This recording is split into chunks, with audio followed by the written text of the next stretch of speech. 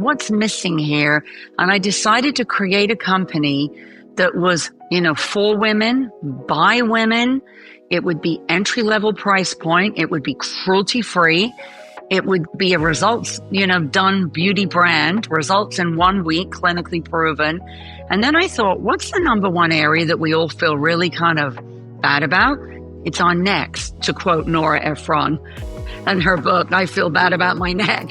So true. And necks age 20 times faster. And the more I kind of looked around at all the big beauty giants, nobody was focused on the neck. Welcome to the House of Germar podcast, where wellness starts within. The House of Germar is a lifestyle brand empowering women to live all in through interior design and personal wellness. We are a destination for women ready to reimagine what is possible in their homes and lives and then create it. We are honored to have you join us on our mission to empower 1 million women to live all in. I am your host, Jean Collins, and I invite you to become inspired by this week's guest. Welcome to the House of Germar podcast, where wellness starts within. I'm your host, Jean Collins, and this week's guest is Cathy Kongas. I am so excited to have her on the show. Ironically, we live in the same town. Ironically, she used to work at Revlon, and they were one of my clients back in my days in corporate America. Even more importantly, I remember reading about Cathy probably 2 years ago in an article in our local magazine, Bedford New Canaan Magazine, about the work that she does with her nonprofit foundation to help rescue animals. And that is just something that's so near and dear to my heart. So we are going to talk about beauty. We're going to talk about her company, which is PRAI Beauty. We're going to talk about her nonprofit foundation. And I am just so honored and happy to have you on the show. So thank you, Cathy, for joining. Oh, Jean, thank you so much. It's so lovely to meet you. And I wished I'd met you before around town somehow, but it was all meant to be. It was meant to be. And I saw your products. I will say, when we talk about your products, I was in the New Canaan Pharmacy the other day, and they had all your products on the wall. Yes. I was like, I love it. I love it. We wanted to show them somewhere, showcase them somewhere local, as well as where else we do it. Which is so great. And we're going to get into your products because I actually was sent this. And anyway, we're going to get to your products. So your products, I think, are really great. I love to share my guest story because so many people, our career journeys are not linear. We don't go from A, B, C, D. That's not how this happens. And you have, you actually have a law degree. And I would love to talk about your career journey and how you got to where you are being the founder of a beauty company. That is not what everyone does. The beauty industry is tough, folks. If you've never been in it or don't know anything about it, it is so difficult. So I would love to hear how you got there. Oh my gosh, Jean, you're so right, by the way, the beauty business. I always remember the book Fire and Ice and think, whoa, how did we all survive? But when you look back, I had wanted to be a barrister. I lived in the UK. I'm from the UK. And I actually came across to the United States as an intern for Revlon. Ooh. It was a 6-month internship. They had myself, a young woman from France, a young woman from Germany, and they wanted to kind of really saturate us into the beauty industry. So I came over thinking I'd be going back home in 6 months, and this was just a fun adventure. And then they had us really work in product development, PR, stand behind the counter at Macy's, selling the product, going on the road as an account executive. So we got to see every piece of the beauty industry. And that's how I ended up here. And then interestingly, at the end of my 6 months, it was a woman who was my boss then that said, why don't you stay on? And by then I'd said, law, boring. I want to get into the sales and the marketing. And that's how it ended up. And there is a glam, I will say, having specialized in beauty in my past life. And there is a glam to working at a company like Revlon. There really is. Their models are beautiful. There's a lot of glam going on there. Their products are very cool. So that is definitely a draw. I can see why you chose that. How long were you there? I was actually at Revlon for 11 years. It's a long time. So yeah, I left when I was director of sales and sales training. So I spent a lot of time there and then actually moved from there to Cartier Jewelers. That's rather a very snazzy, and I'll call it fun role. I loved that job. I then got married, and that job actually had me on the road 355 days a year. Huh. So when I got married, I decided, no, I've got to do something that's just a little more, where I'm at home. Yes. Yes. Yeah, that's a lot. So is that when you decided to start PRAI Beauty? I did. I had been looking at what kind of, as you know, like what goes on in the beauty industry.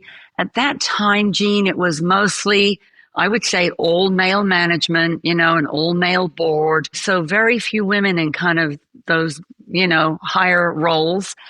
And I decided, you know what? I think women know better what women want than perhaps just leaning on that men think they know what we want. So I did decide, what's missing here? And I decided to create a company that was, for women, by women. It would be entry-level price point. It would be cruelty-free.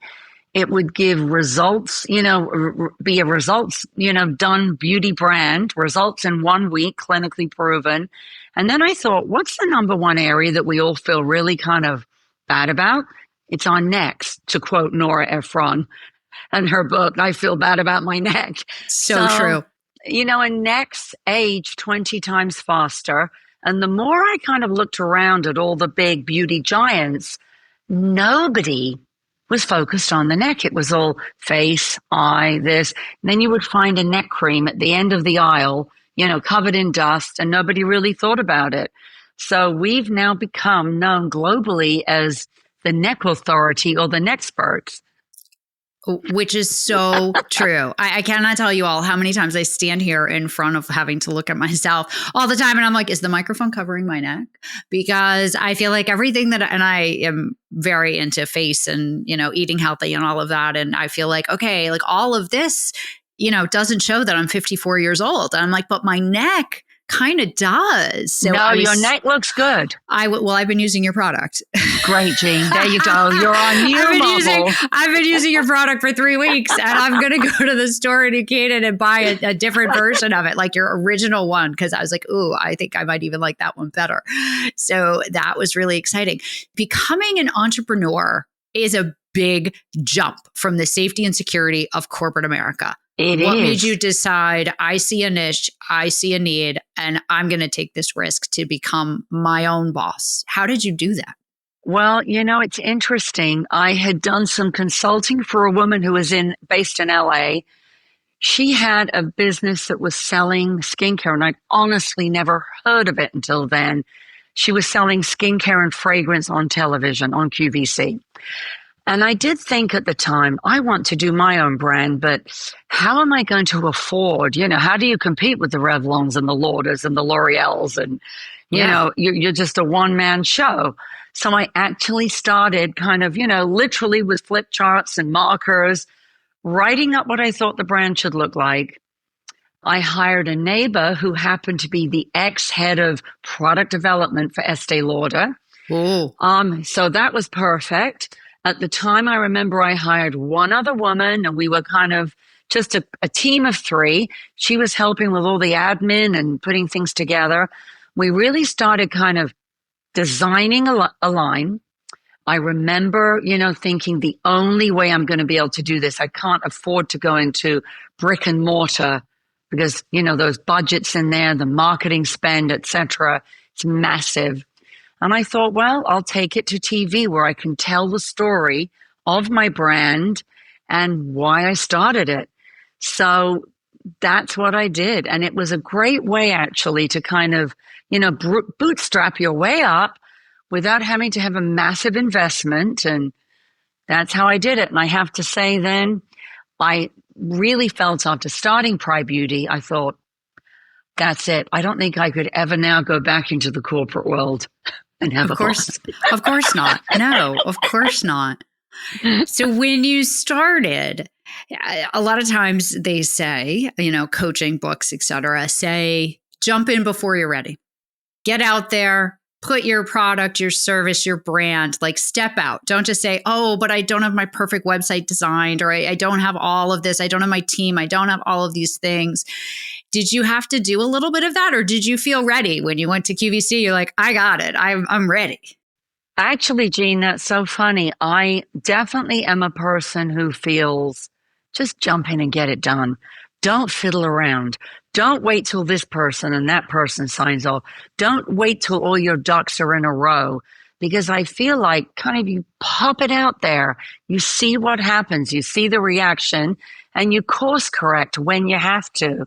And that is how we went from being, honestly, the tiniest little brand with, I'm going to say, gosh, in our first year, I think it was like $20,000 in sales, but we stuck to it.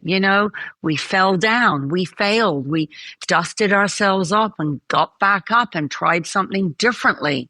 We did take it onto TV, and from there we went on to 7 different shopping channels around the world. So it really did bloom over time, and it was like stepping stones.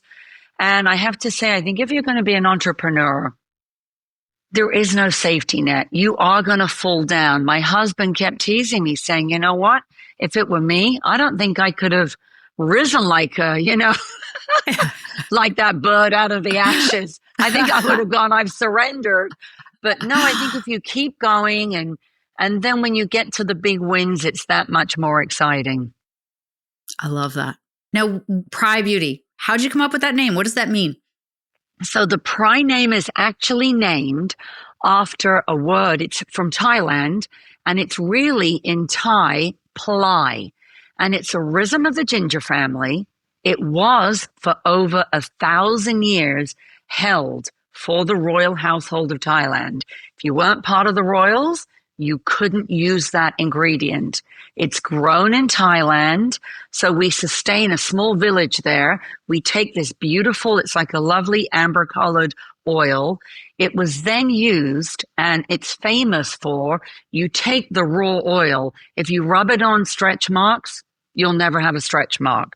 That's what it's known for.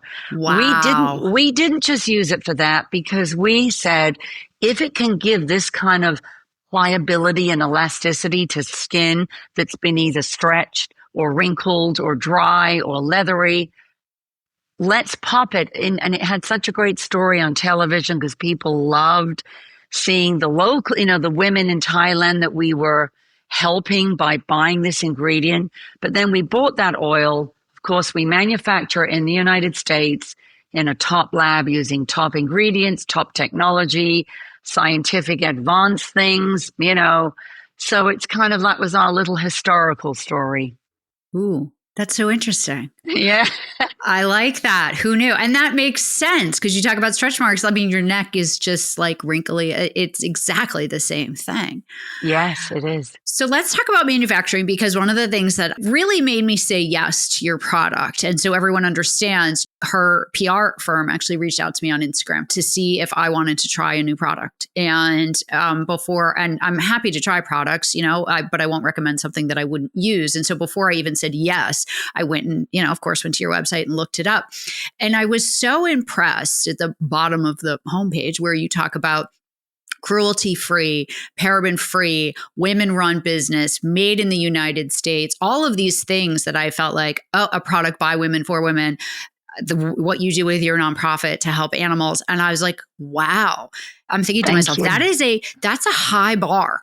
This day and age where manufacturing a product is very expensive and so many people, I don't want to say want to take a shortcut, but yes, right. Let's be honest, take a shortcut and ship it off because then your profit margin could go up if you're trying to stay at a certain price point to be affordable for a larger population. How hard has it been for you to stick to those core values in a marketplace, especially after COVID, where manufacturing in this country is expensive? It just is. So how have you dealt with that?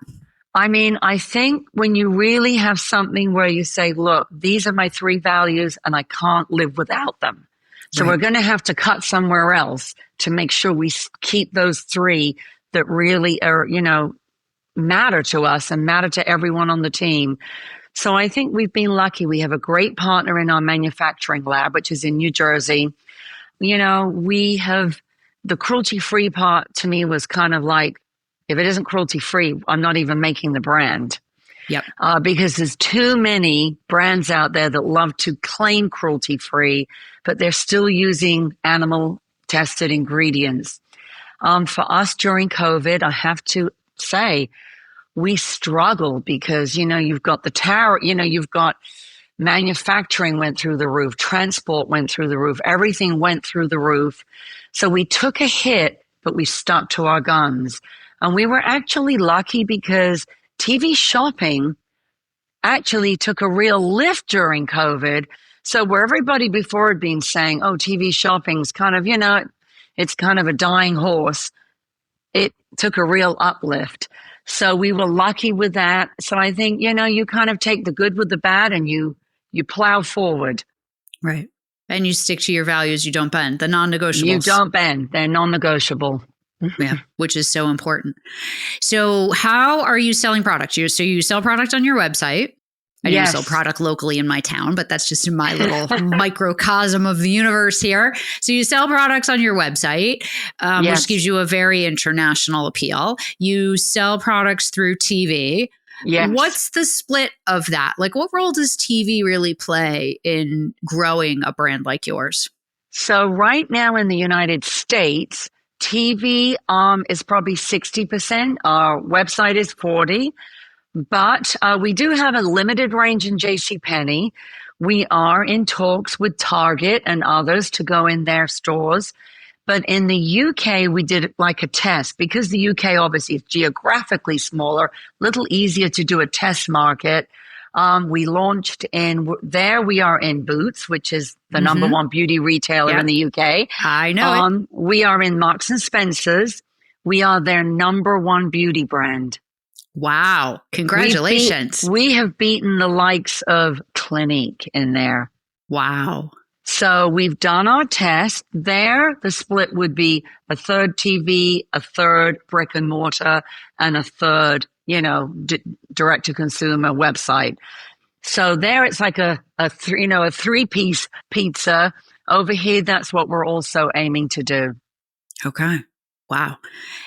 You talk on your website, I am your target demographic. I am 54 years old. So I am your target demographic. You do a really beautiful job on your website about talking about how you make product for older women without calling us old. How do you do that? Well, it's so funny, Jean, when I worked, when you've worked at other, say, beauty brands, it's all, they're so, I think, too focused on just the younger woman. And actually, older women, we're living longer. And now, people who are in their 40s, 50s, 60s, 70s and up, we're all staring down at cell phones like this, scrunched up every day. So we're aging our neck 20 times faster than our faces, faster than our mothers and our grandmothers did. And I also felt like the beauty industry had left women who were over 40, kind of left them behind, like, no. And it annoyed me when I would see a wrinkle cream in an ad, and I still see them, and then it would be next to a 16-year-old model. And I felt like it was kind of insulting to all of us who do have the money to spend on beauty. And, we're not dead yet. We need to be acknowledged as we're alive and well, and, we're important. Yes. And we're working longer. Yes. So we're still working. We're still out in the public eye. Exactly. We're still working. Well, and the other interesting thing is I have noticed this since getting closer to 50 and now over 50. Life in that stage for women is different. The things I eat now are different. The things I put on my body for skincare are different. How I sleep is different. I spent years working in corporate America, and if I got 5 hours of sleep, that was a lot. And I function like a powerhouse. Now, if I get 5 hours of sleep, I feel like I've been run over by a train. So I think having a brand that specializes in a certain demographic, our skin is different and does need a different type of product. I cannot use all the same things my daughter at 18 uses on her skin. Right. I think it's so key. I think they tend to talk about it more in the UK than we do in the US. But even like menopause, we don't realize, but once our skin goes through that, it's not like it goes into menopause and then climbs back out. It goes through that change and then it is forever changed. So we actually do have a range in the UK, Menoglow, that is just for menopause symptoms. of when women have dry skin, thinner skin, more wrinkled skin. So that's interesting, and I do feel that as we get older, we need to be addressing different things than, say, an 18-year-old does. We've got to be using higher powered peptides and technologies that are addressing lines, wrinkles, loss of firmness. At PRAI, we don't add collagen to our creams. So we actually use ingredients that trigger our own collagen to replenish itself. The reason is that most collagens come from cows and pigs. So we don't use animal-derived ingredients. Right. So that's important to us too. I like that. How do you decide what to launch? So neck is clearly your specialty. You have multiple products on your website about neck, but you have other products as well. We do. So how do you decide what you're going to launch, and talk about some of those other products too? So we have our whole neck range, which is, I think, 11 products now. We also have a gold range using 24 karat gold, a moisturizer for day and night, serums, eye creams, a body cream, a gold oil, which is one of my favorites. And that's all for lines, wrinkles, and giving back luminosity, radiance, and cushion. Then we have another line. That's for like women 40 up. Our line for platinum is definitely 55 and older. It uses actual colloidal platinum.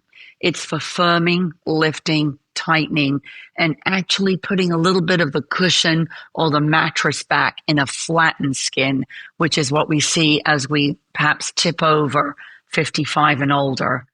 I'm like right on the cusp. So there's no harm in embracing that and embracing your products for that. Yes. How long has your company been in business? 20 years. Oh my goodness. That is so impressive. Wow. Thank you. Would you ever have imagined when you started, would you ever have imagined that you would have built this incredible beauty brand? No. When I started it, I was full of excitement and, like passion for it and zest and, like, ooh, let me try this. But I would never have thought, like this year as an example, our sales will hit 50 million. So while we're still not part of the big boys, we're doing okay, good. Wait, can we time out? That is amazing in the beauty business. Congratulations. That is a massive number. Number. And your products are not $150 each either to get there, because you make your products priced so that people can afford them. Congratulations. Exactly. That is amazing.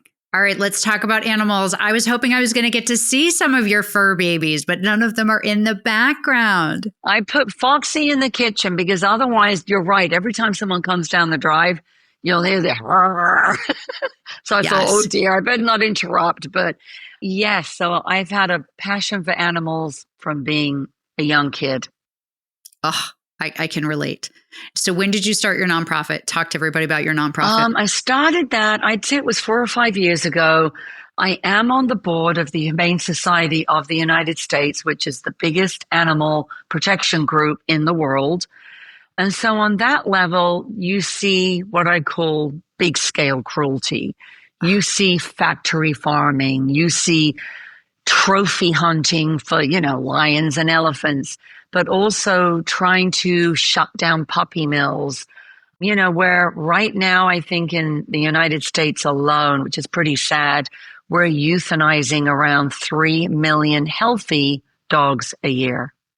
It's heartbreaking. So it is heartbreaking. It is deplorable. And it's, in my view, unacceptable that we in America still can't get past this and somehow can't come together to stop this horrific killing of what we all view as man's best friend. And so many of us love our pets. I think it's 87% of all Americans have a cat or a dog in their household.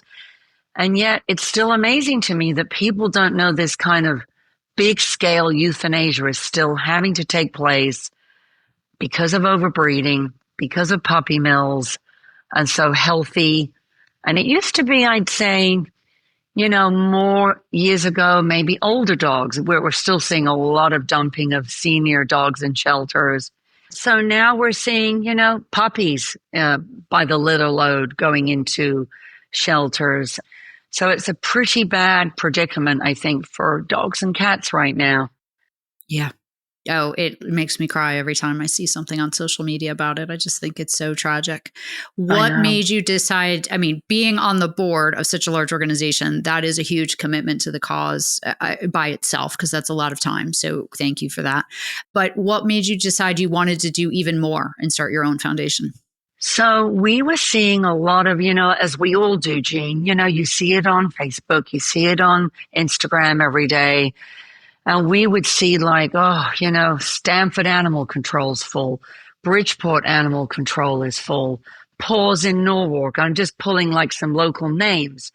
But we also, Andy in my office and myself, we're seeing postings all over the country. And, this poor dog was dropped off, could be a perfectly gorgeous Labrador, with no issues. And yet they're going to euthanize 3 hours later. So we decided, what if we started a foundation and we helped the local small shelters? We help the local small rescue groups. So right now we go to all the municipal shelters like Bridgeport or like Stanford, and we say, right, you're full. You've got 50 dogs. The little rescue groups that are all around our area, if they want to go and pull a dog to help find a foster and save its life, they then have to pay that adoption fee. Oh, that's crazy. Could be $50, but in some cases it can be 200. So for a little rescue group, that's a lot of money. Yes. So now we started funding that if they will go to the big municipal shelters where dogs are at risk hourly of being euthanized, they can take them in. So they pull them into their rescue group, and they have a lovely chain of fosters and helpers, and we've now saved hundreds of dogs. We also have a program that we love doing. If we see a big shelter somewhere that's really in dire straits, we have a thing called Free the Shelters. We go in, we pay all the adoption fees for a month, and actually that gets their shelter emptied. Oh, that makes my heart so happy. So it's amazing the barriers to getting animals to the right homes so often is a cost perspective for the organizations, these smaller nonprofits. And I've rescued many dogs in my lifetime, and the smaller rescue organizations, they just don't have money. And I don't think people realize that. And my last rescue was brought up from North Carolina, and my daughter saw him on Pet Finder, and he was in my house 36 hours later. And he was like, they were like, oh no, he's coming up. And he's 6 months old and he's a puppy and we have nowhere to put him. And I'm like, we went from my daughter and I looking at this being like, oh, maybe that's an interesting idea, to, oh my goodness, 36 hours later, this puppy is in my home, because they don't have the resources to house and keep these dogs that they are, especially the ones they're bringing up from down south. They don't have the capacity. They don't have the money. They don't have the resources. They have to pay for all the vetting for these dogs to get them healthy before they can even bring them here. And I think a lot of people don't understand a lot about that process and how that works. And it's hard to, if someone donates $25 to an animal charity, that's great. But it takes a lot of $25 to cover the medical costs of some of what these dogs need. Exactly. Yeah. So we would my dream is I'd love to have a shelter, a sanctuary somewhere close. I feel like even in New Canaan, we don't even have a proper dog shelter that if people's pets get lost, where do they put them? They end up boarding them with vets because we don't have a dog shelter here. Right. Oh, it breaks my heart every time. We have a very active Facebook moms group here in the town that Cathy and I live in. And it breaks my heart every time someone posts that their dog is missing. I know. And we're fortunate that the moms are so involved. I think there are 3,500 moms on that group right now. And the moms and neighbors are so involved in trying to help locate these dogs, we're fortunate for that. I don't think it's like that for all of the towns around us. It's not necessarily It's not necessarily like that. So when someone buys your product, does that help your nonprofit? Yes. So every time we sell a product, there's our hero cream for the neck. But anything from PRAI, yes, we take those funds and give to the foundation to be able to fund free the shelters, and also then all these rescue groups pulling from the kill shelters. Yeah. Do you find there peak times of year when there are more dogs in the shelters or more need for your assistance? Definitely, Jean. Gosh, it was like an avalanche, a tsunami of it after COVID. During Oh, COVID, everybody thought how fun to get a furry friend and somebody to, hang out at home with. And then after COVID, everybody dumped them. oh, so I sad. mean, millions got just Right. dumped. So, and definitely, we really plead with people, don't go and buy puppies for Christmas. Don't buy puppies for the holidays. We know what happens. They end up back in these shelters, second, third week in January is typically when all our shelters get overrun with people just not wanting that unwanted Right. holiday gift. Oh, that's terrible. And it can be such a great gift. Like taking a Yes. dog out of a shelter for the holidays can be such a great gift that can give back to you so much if you are in the position to understand what you're taking on and to do it. Right. Because I will Yes. say, I have always been a huge proponent. I've worked for animal rescue groups, and I have a soft spot for chocolate labs, and have rescued quite a few of them. And I have a very hard time passing up on them when they come by my way.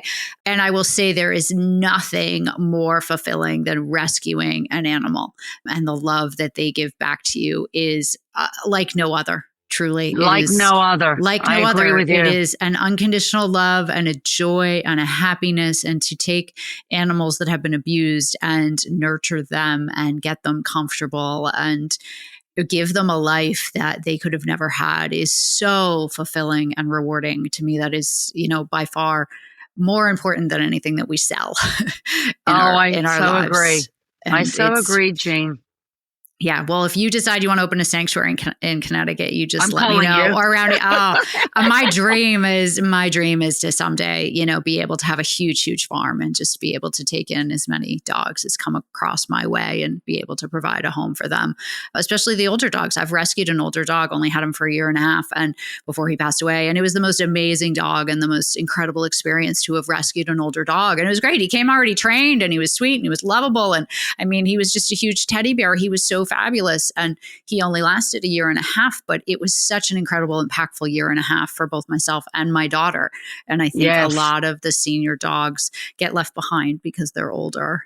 I know. They're the best. The best. They're the best. They are. Really I've taken in older dogs and I'm just proud that, even if it gave them 1 year or 2, good. The best, their very best life was in a great home, finally. Is a good one. How many dogs do you have right now? I only have one. I lost one a month ago. My beagle, Benny, who had come out of Stanford Animal Control. Actually, I'd had him for 8 years. And then it's a little picture of him over there. And then I have Hannah, who's in my locket right now. I lost her 2 months ago. Oh, I'm sorry. And so I've got one, Foxy, who was actually rescued from the streets of Alabama. So he's keeping me on my toes, and I'm just about to the fear of my husband who's going, uh-oh. I've just said I'm going to start taking some more in. And we actually just rescued 4 dogs coming up that were a really bad abuse and starvation case with another local woman, Tony Palladino, who does rescue. Yep, I know Tony. And we're bringing up 4 from Texas at the end of this week. Oh, good. Do you ever foster them? I don't, because the minute they walk in and I see their face, it's like, why would I bother? I'm taking them in forever. I say the same thing. I've never been able to do it. I did it once and I'm like, and he never left. He was here for 8 years. It just doesn't work. Once you're in, you're in. You're part of the pack. You're there. Yeah. They're part of the family. Yeah. So what's on your bucket list for the future? What's on the bucket list for PRAI Beauty? What would you love to accomplish that you haven't already done? I think really now to have a huge presence in U.S. retail. At some point, I feel I would love to, one day be a brand that sells to one of the big giants and let them take it up to that next level again and start my animal sanctuary. And I've got a couple of other brands up my sleeve that I'd actually love to launch. Ooh, you're a busy lady. Like many entrepreneurs, there's a lot going on in the brain and the stewing and the thinking and the creating. So that is fantastic. So is there anything that my audience needs to know about your brand, how to find you, anything that you didn't mention that I didn't get to ask you? I don't think so, Jean. I mean, definitely, they can go to the website, they can learn more, they can, if they're local, go to the pharmacy, but listen, just been such a pleasure, and how funny that we're both in the same town. It's been such a pleasure to meet you this way. It has. It's been so great. And we have similar backgrounds. But now I know where to find you for the rescue stuff. You do. You definitely do. I have such a weakness. We have 3 dogs right now. So at least I can say I'm at maximum capacity with 3, but one of them is 11. And I know myself, we never drop below 2, that's for sure. And 3 I usually have 6. That's a lot. Yeah. I usually have 6. That's my normal number. So that's crazy. That's crazy. Yeah. But and I have a decent sized house and a decent sized yard, and 3 is a lot because my big guy is big. Some of mine I tend to like the big ones. So. Well, I hope to meet your dog soon, Jean. Absolutely. Cathy, it was such a pleasure having you on the show. I will link everything in the show notes for everybody. I will link your Instagram so people can follow you. I will link your website so people can go find you and buy product from you. I will also link everything about your nonprofit because that is really special. So thank you. You're an amazing woman doing great things. So thank you for inspiring us. I'm really honored and thrilled to be part. Thank you so much, Jean. It was a real pleasure to meet you. Thank you. Thank you. It was wonderful to meet you too. Have a great day. We'll talk soon. You too. Thank you. Bye. Thank you for joining us for another episode of the House of Germar podcast, where wellness starts within. We appreciate you being a part of our community and hope you felt inspired and motivated by our guest. If you enjoyed this episode, please write us a review and share it with friends. Building our reach on YouTube and Apple Podcasts will help us get closer to our mission to empower 1 million women to live all in. You can also follow us on Instagram at House of Germar and sign up to be a part of our monthly inspiration newsletter through our website, houseofgermar.com. If you or someone you know would be a good guest on the show, please reach out to us at podcast@houseofgermar.com. This has been a House of Germar production with your host, Jean Collins. Thank you for joining our house.